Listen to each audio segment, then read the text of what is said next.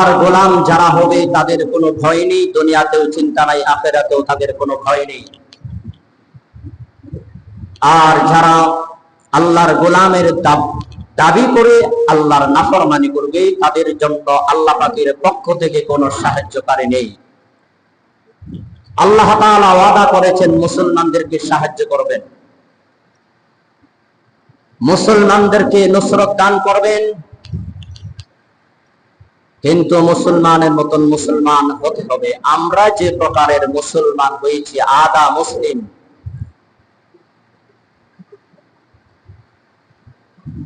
আল্লাহ পাক রব্বুল আলামিন কুরআনুল কারীমের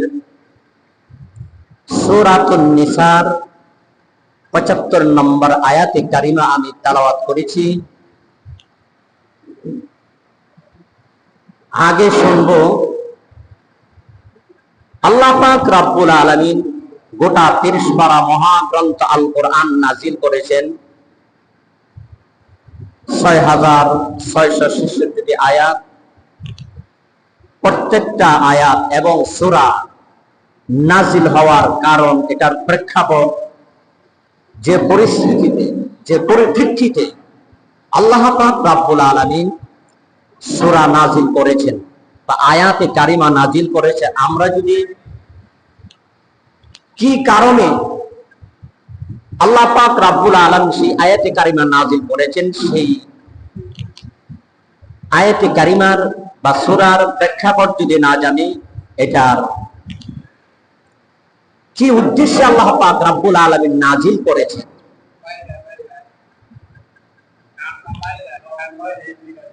তখন কি করবো বলেন? কমাই দিলে তো হয় না, কথা বোঝা যায়নি, এটা জিগাই, কথা বোঝা গেলে প্রত্যেকটা আয়াতে কারিমা আল্লাহ পাক রব্বুল আলামিন যে কোনো পরিস্থিতি এবং পরিপ্রেক্ষিতে নাজিল করেছেন।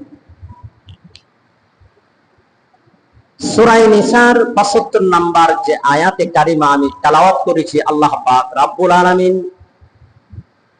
সেই আয়াত যে পরিপ্রেক্ষিতে নাজিল করেছেন, কি কারণে সেই আয়াতে কারিমা নাজিল করেছেন, সেই কারণটা আগে, সেই ঘটনাটা বলবো, এরপরে সেই আয়াতের ব্যাখ্যায় চলে যাব।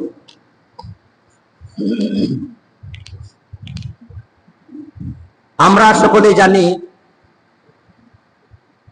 আল্লাহ পাক রব্বুল আলামিন মহাগ্রন্থ আল কোরআন নবীজির কাছে গোটা 23 বৎসরে নাজিল করেছেন।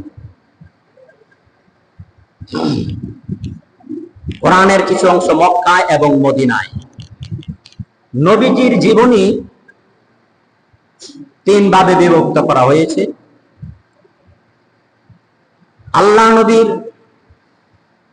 জন্ম থেকে নিয়ে 40 বছর পর্যন্ত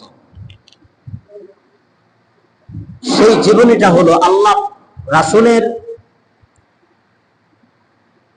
জীবনী এক ভাগ, আর গোটা 23 বছরে কোরআন নাজিল হয়েছে। এখানে আবার 2 ভাগ, মক্কায় 13 বছর, মদিনায় 10 বছর। আমরা জানি নবীজি যখন 40 বছর পর কালেমার দাওয়াত দিলেন, তাওহীদের, আল্লাহ পাকের একাত্মবাদ, এক আল্লাহ ইবাদতই করতে হবে, আল্লাহ ছাড়া আর কোনো মাবুদ নাই, কোনো ইলাহা নেই, শাসন ক্ষমতার মালিক, আইন বিধানের মালিক আর কেউ নেই। তখনও জুলুম, নির্যাতন, স্টিম রোলার এমন ভাবে এসেছিল,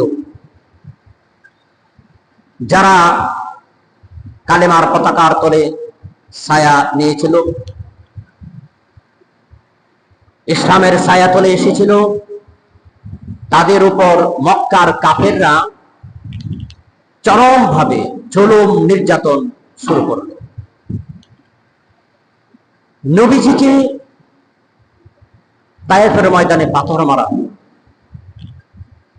নির্মম নিষ্ঠুর ভাবে নবীজি নামাজ পড়তেন, নবীজির কাঁধ মোবারকে পচা উটের নারী বুড়ি না আবু জাহেলের পরামর্শে নবীজির ঘাড়ে না চাপাই গেছে। এমনি ভাবে মক্কার কাফেররা যখন এইভাবে জুলুম নির্যাতন শুরু করলো, এক পর্যায়ে নবীজিকে শেষ করে দিবে। আমরা জানি আল্লাহর হুকুমে আল্লাহর নবী মক্কা থেকে হিজরত করেছেন কোথায়? মদিনায়। কোথায়? মদিনায় হিজরত করেছেন।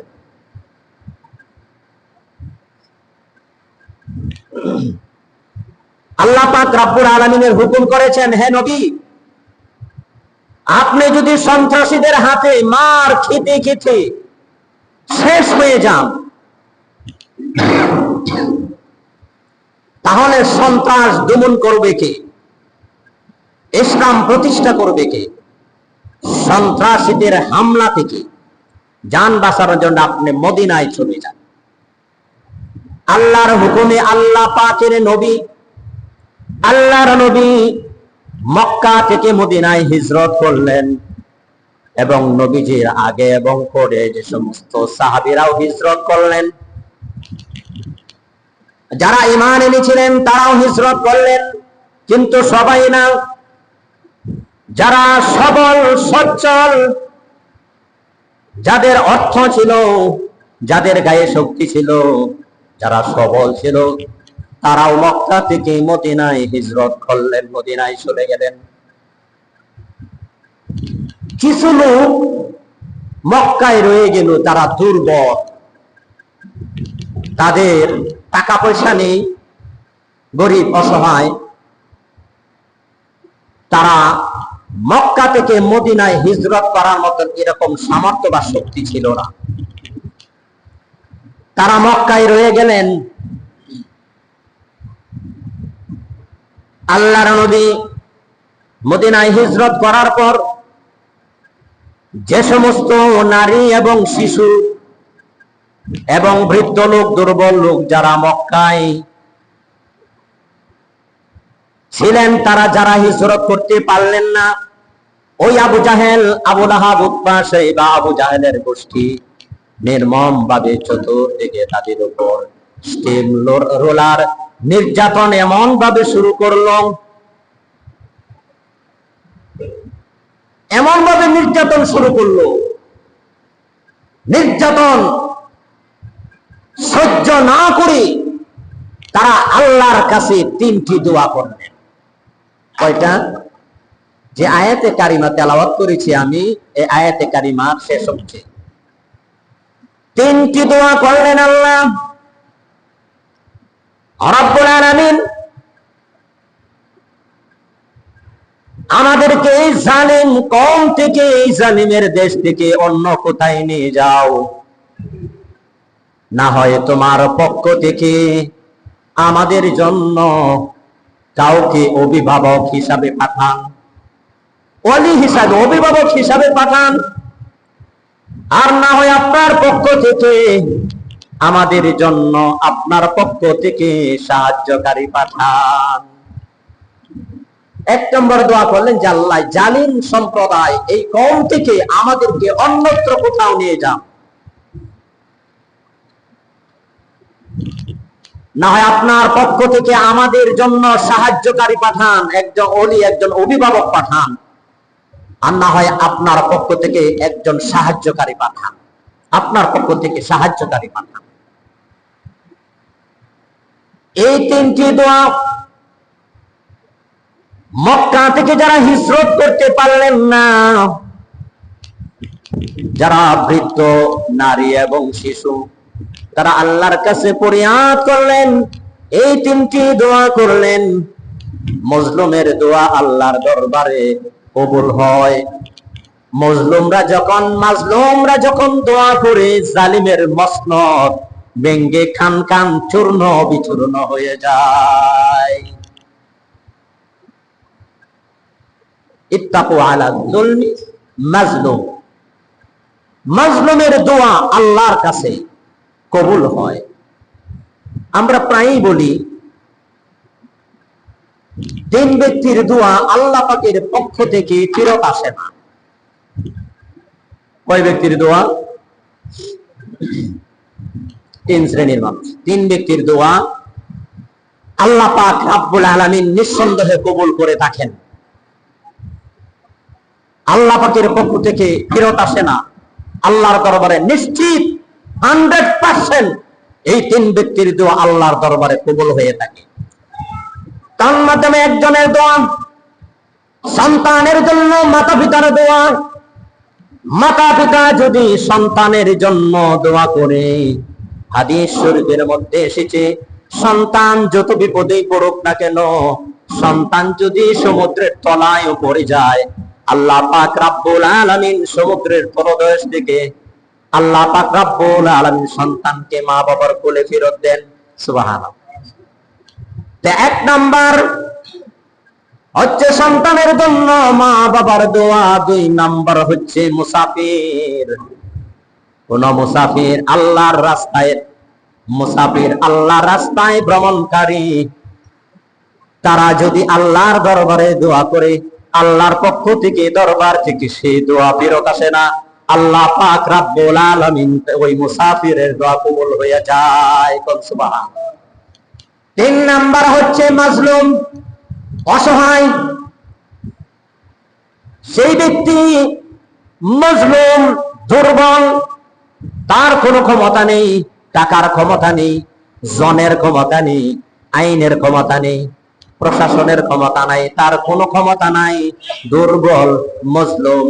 ওই মজলুম ব্যক্তিকে যদি কেউ নির্যাতন করে, তার উপর যদি কেউ জুলুম করে, তাহলে ওই জালিমের মসনদ, জালিমের সিংহাসন ভেঙ্গে খান খান করে দেন আল্লাহ।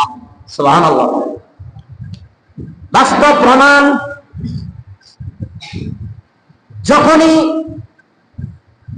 যে জালিম সম্প্রদায় মজলুমের উপর জুলুম করেছে, নির্যাতন করেছে, অত্যাচার করেছে, আল্লাহ পাক রব্বুল আলামিন ওই জালিমের মসনদকে ভেঙ্গে খান খান করে দিয়েছেন। ওই জালিমের শক্তিকে আল্লাহ পাক রব্বুল আলামিন ধ্বংস করে দিয়েছেন।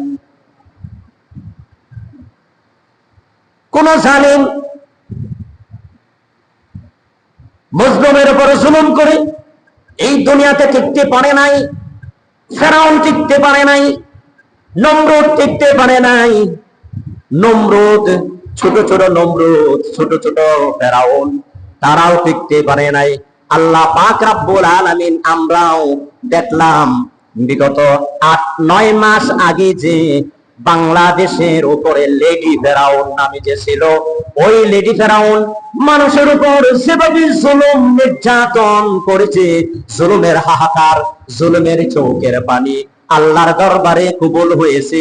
ওই বাংলাদেশের 15-16 বছর যারা মজলুমের উপর, মজলুম আলেমদের উপর নির্যাতন করেছে, মজলুমের উপর অত্যাচার করেছে, শেষ পর্যন্ত যখন অসহায় নিরস্ত্র ছাত্রদের উপর যখন নির্যাতন জুলুম করা শুরু করেছে, তখন ওই মজলুমের কান্না, মজলুমের দোয়া আল্লাহর দরবারে কবুল হয়েছে। বাংলাদেশ থেকে ওই লেডি ফেরাউন এমন ভাবে জামাতবন্দি হয়ে নির্মম ভাবে তারা লাঞ্ছিত অবস্থায় পলায়ন করেছে। ঠিক না বেঠিক? জালিম মজলুমের উপর জুলুম করে, অত্যাচার করে কেউ টিকতে পারে নাই।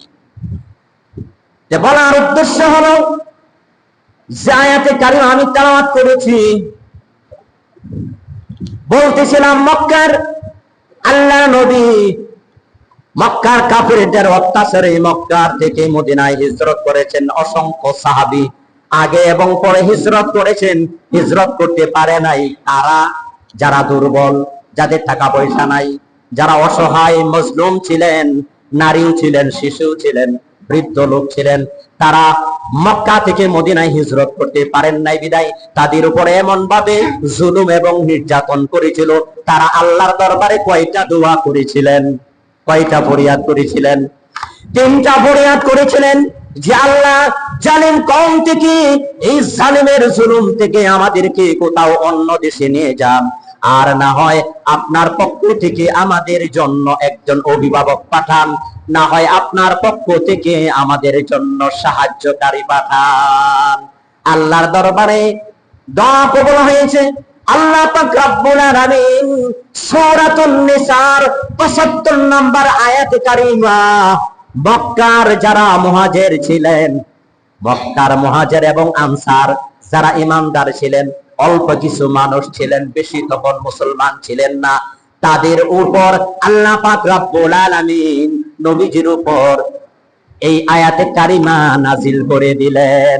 আল্লাহ পাক রব্বুল আলামিন বলেন, وَمَا لَكُمْ لَا تُقَاتِلُونَ فِي سَبِيلِ اللَّهِ।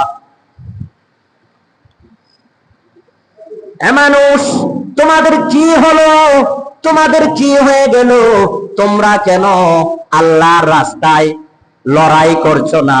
আল্লাহর জন্য আল্লাহর রাস্তায় তোমরা কেন এখনো যুদ্ধ করছো না? কেন তোমরা জিহাদ করছো না? কাদেরকে লক্ষ্য করে আল্লাহ তাআলা বললেন? মক্কা থেকে যারা হিজরত করে মদিনায় চলে গিয়েছিলেন এবং আল্লাহ নবী তাদের উপর, আল্লাহ নবীর উপর সে আয়াতে কারিমা নাযিল করে আল্লাহ তাআলা বলেন, হে নবী, এবং সাহাবীদেরকে উদ্দেশ্য করে বলেন, তোমরা কেন আল্লাহর রাস্তায় কেন যুদ্ধ করছো না? আল্লাহর রাস্তায় কেন লড়াই করছো না, জিহাদ করছো না? অথচ অসহায় ওয়াল মুস্তাদআফিনা মিনার রিজালি ওয়ান নিসাই ওয়াল বিলদান, অসহায় নারীর কান্না, অসহায় বৃদ্ধদের কান্না, অসহায় শিশুদের কান্না, তাদের উপর এমন ভাবে জুলুম নির্যাতন করেছে, তাদের পক্ষে ওই জালিমের বিরুদ্ধে কেন তোমরা বসে আছো? কেন তোমরা লড়াই করছো না? কেন তোমরা জিহাদ করছো না? ওই আয়াতে কারিমা যদি প্রায় 1400 বছর পর এখন যদি সে আয়াতে কারিমা নাজিল হতো, মনে করতাম যে আল্লাহ পাক রব্বুল আলামিন নিশ্চয়ই বলতেছেন, হ্যাঁ, দুনিয়ার 200 কোটি মানুষ, 200 কোটি মুসলিম, 200 কোটির উপরে দুর্বল বোবা মুসলিম যারা বসে আছো, এবং মুসলিম শাসকদেরকে আল্লাহ পাক রব্বুল আলামিন বলতেন, জানিয়ে দিতেন, এই মুসলিম শাসক, আজকে 200 কোটি মুসলমান তোমরা পৃথিবীতে থাকা সত্ত্বেও আজকে ফিলিস্তিনের ওই গাজাবাসী মুসলমানদের উপর কিভাবে ওই বর্বর ইসরায়েলি সন্ত্রাসীরা নির্মমভাবে গণহত্যা করে। তোমাদের কি হলো? কেন লড়াই করছো না? আজকে সারা পৃথিবীতেই প্রায় 57টি মুসলিম রাষ্ট্র এবং প্রায় আপনার 200 কোটির উপরে মুসলমান সমস্ত শাসকদের উপর ফরজে আইন হয়ে গেছে ওই ফিলিস্তিনের পক্ষে ইসরায়েলের বিরুদ্ধে জিহাদ ঘোষণা করা, যুদ্ধ করা, লড়াই করা, ঠিক না বেঠিক? অল্প কিছু মুসলিমের উপর যদি আল্লাহ পাক রব্বুল আলামিন মক্কা থেকে যারা মদিনায় যাইতে হিজরত করতে পারলেন না, যাদের উপর অল্প সংখ্যক কিরু নারী, শিশু, মুসলিম, বৃদ্ধ মানুষ ছিল, তাদের উপর জুলুম নির্যাতন করা শুরু করলো মক্কার কাফেররা, আল্লাহ পাক রব্বুল আলামিন আয়াতে কারিমা নাজিল করে হুঁশিয়ার করে দিলেন মদিনা, মক্কা থেকে যারা হিজরত করেছিলেন তাদের উপর, তোমরা কেন লড়াই করছো না? অসহায় নারীর কান্না তোমাদের কি কানে আসে না? আজকে যদি তারা তোমাদের মা হতেন, তোমাদের বোন হতেন, তোমাদের সন্তান হতেন আজকে, তাহলে তোমরা বসে থাকতে না, অবশ্যই জীবন বাজি রেখে মোকাবেলা করার জন্য প্রস্তুত হতে, ঠিক না বেঠিক? আমার সামন দিয়ে যদি আমার সন্তান নিয়ে যায়, আমার বোনকে যদি নিয়ে যায় দর্শন করার জন্য, আমার স্ত্রীকে যদি নিয়ে যায়, তখন ফতুয়া তালাশ করব না, আগে মোকাবেলা করবো এই জালিমের সাথে, ঠিক না বেঠিক? আজকে ফিলিস্তিনের মুসলমানের কান্না, এই গাজাবাসী, আজকে সেই মুসলমানের কান্না, 200 কোটি মুসলমানের উপরে আজকে তাদের অন্তরে রক্তের ক্ষরণ হয় না। আজকে মুসলিম শাসকরা ঘুমায়, মাঝে মাঝে কিছু স্ট্যাটাস, মাঝে মাঝে কিছু বিবৃতি দিয়া শেষ। আজকে যদি ফিলিস্তিনের পক্ষে সৌদি আরব, লেবানন, জর্ডান, ফিলিস্তিন, মিশর, এই যে রাষ্ট্রগুলো আছে, কাতার, দুবাই, ঐক্যবদ্ধ হয়ে ওই বর্বর অবৈধ সন্ত্রাসী ইসরায়েলের বিরুদ্ধে যদি যুদ্ধের ঘোষণা করত, লড়াই করত, তাহলে ওই ইসরায়েলরা মুসলমানের ফেনায় বেশি যাইত, সারা দুনিয়ার মুসলমান লাগতো না। শুধু মধ্যপ্রাচ্যের আরব মুসলিম রাষ্ট্রগুলা যদি ফিলিস্তিনের পক্ষ হয়ে ইসরায়েলের বিরুদ্ধে যুদ্ধ ঘোষণা করত, লড়াই করত, তাহলে আজকে এইভাবে নির্মম ভাবে গণহত্যা করতে পারে না। আমরা সেই বর্বর অবৈধ ইসরায়েলিদেরকে তীব্র নিন্দা জানাচ্ছি আর ধিক্কার জানাই পৃথিবীর 200 কোটি মুসলমান, আর ধিক্কার জানাই মুসলিম শাসকদের জন্য। আজকে ঘুমাচ্ছে আমার মুসলমান ভাই বোন, কত নারী, কত শিশু মারা যাচ্ছে গণহারে, বোমা দিয়ে টনের টন বোমা ফেলে তাদেরকে নির্মম ভাবে হত্যা করতেছে। আজকে যদি কোরআনের আয়াত, এই আয়াতে কারিমা নাজিল হতো, তাহলে 200 কোটি মুসলমানের উপর খরচ হয়ে যেত। এই আয়াতে কারিমা কি শুধু আল্লাহ তাআলা এই মক্কার থেকে যারা হিজরত করছিলেন তাদের পক্ষে এবং মক্কায় যারা ছিলেন অল্প কিছু মুসলিম নারী, শিশু এবং বৃদ্ধ লোক তাদের পক্ষে না, কিয়ামত পর্যন্ত যারা অসহায়, যারা মজলুম মুসলমান, তাদের পক্ষে লড়াই করার জন্য আল্লাহ পাক রাব্বুল আলামিন পৃথিবীর সমস্ত মুসলিমের উপর ফরজে আইন হয়ে যায়। আজকে মুসলমান, ফিলিস্তিনি মুসলমানেরা মায়ের খাচ্ছে আর মুসলিম শাসকরা খুরমা পোলাও খাচ্ছে। আহ, কি আনন্দ! কিয়ামতের ময়দানে, হাসরের ময়দানে ওই ফিলিস্তিনের ওই গাজাবাসীর অসহায় নাবালক, কচি কচি মাসুম বাচ্চারা, ওই শিশুরা কিয়ামতের ময়দানে, হাসরের ময়দানে আল্লাহর আদালতে তারা বিচার দিবে। আল্লাহ গো, আমরা এমন ভাবে নির্মম ভাবে আমরা শহীদ হয়েছি, আমাদেরকে মেরেছে অবৈধ ইসরায়েলের সন্ত্রাসী বাহিনী, আর পৃথিবীর 200 কোটি মুসলমানেরা এইভাবে তাকায়া তাকায়া দেখেছে। বিচার চাই, আল্লাহর আদালতে বিচার দিবে। আর পৃথিবীর একজন মুসলিম শাসক কিয়ামতের ময়দানে আল্লাহর আদালত থেকে ছাড় পাবে না, বিচার হবে। আরে ভাই, যে মুসলমানদেরকে আল্লাহ তাআলা সম্পদ দিয়েছেন বেশি, তেলের খনি আল্লাহ তাআলা, গ্যাসের খনি কাদেরকে দিয়েছেন? মুসলমানদেরকে দিয়েছেন। আজকে মধ্যপ্রাচ্যের আরব, এই সৌদি আরবের বাদশা ওই ইহুদি খ্রিস্টানের দালাল, উপর দিয়ে কিছু বিবৃতি দেয়, আবার তলে দিয়ে হারিয়া ইহুদিদের দালালি করে। দালালি যদি নাই করবা, তাদের কাছে তেল বিক্রি করো কেন?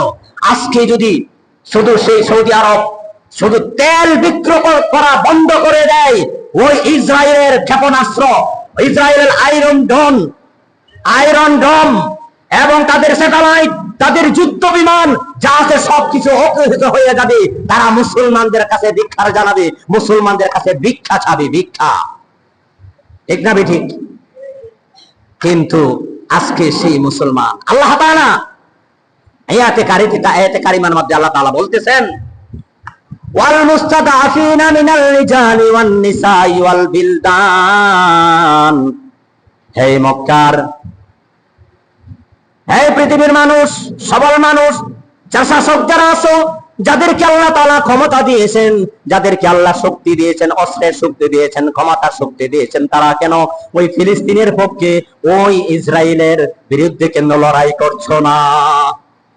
তাদের কান্না তোমাদের কানে আসে না? তোমাদের কি একটু দয়া হয় না, মায়া হয় না? অথচ তারা বলছে রব্বানা আল্লাযীনা ইয়াকুলুনা, তারা বলছে রব্বানা, হে আমাদের রব, আখরিজনা মিন হাযিহিল ক্বরিয়াতিল যালিমি আহলুহা, আল্লাহ গো আমাদের তো আর জুলুম সহ্য হয় না, আল্লাহ গো আমাদেরকে এই জালিম কওম থেকে অন্য কোথায় নিয়ে যান। এই যে দোয়া করেছিলেন। الذين يقولون ربنا اخرجنا من هذه القرية الظالم أهلها واجعل لنا من لدنك وليا। আল্লাহ রাব্বুল আলামিন আপনার পক্ষ থেকে আমাদেরকে, আমাদের জন্য একজন অভিভাবক পাঠান। ওয়াজআল লানা মিন লাদুনকা নাসীরা, আল্লাহ আপনার পক্ষ থেকে আমাদের জন্য সাহায্যকারী পাঠান। কোন সুবহানাল্লাহ। আল্লাহ তাআলা দোয়া কবুল করলেন। সেই মক্কা থেকে যারা হিজরত করেছিলেন তাদের উপর আল্লাহ পাক রব্বুল আলামিন জিহাদকে ফরজ করে দিয়েছেন। কোন সুবহানাল্লাহ। আজকে সেই ফিলিস্তিন গাজাবাসীর মুসলমানের কান্না আমাদের হৃদয়ে রক্তক্ষরণ হচ্ছে। আমরা তো মুসলিম, আমরা তাদের জন্য দোয়া করব। আগামীতে ফিলিস্তিন নিয়ে আলোচনা হবে। এই ইহুদিরা কিভাবে এই ফিলিস্তিন তারা দখল করলো, কিভাবে তারা মুসলমানদের উপর নির্যাতন করা শুরু করলো, ইনশাআল্লাহ আগামী জুম্মা যদি হায়াতে বেঁচে থাকে ইনশাআল্লাহ আলোচনা হবে। আল্লাহ পাক রব্বুল আলামিন আমাদেরকে কথাটির উপর আমল করার বুঝার তৌফিক দান করুক বলেন আমিন। ওয়া আখিরু দাওয়ানা আলহামদুলিল্লাহি রাব্বিল আলামিন।